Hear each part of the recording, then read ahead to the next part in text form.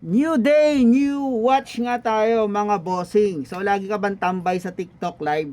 Okay, pumasyal ka lang sa live ko. So may mga sale tayo ng mga sports watch at saka mga luxury watch doon at automatic. Pero pag lagi ka namang natambay sa live ko at hindi ka naman nabili, okay lang yan. Okay, basta nakatambay ka ng 1 hour or 2 hours, okay, isa ka sa mabubunot. Okay, pipili ako doon yung mga nagko-comment na maayos. Okay, at saka mga nagsishare ng live, bibigyan ko ng libre. Okay, lalo pag nakumpleto mo yung 5 days. Okay? Kung 5 days mo na kumpleto, syempre, medyo okay na relo yung bibigay natin. Pero kapag mga 1 day, 2 days lang, depende sa live, sa tambay mo, may mga libre din naman. Pero hindi naman siya ganun kamahalan. Huwag ka na mag-inarte. Importante may libre ka. Kaya kapag wala kang magawa, okay, tumambay ka lang sa live ko, pumasyal ka doon.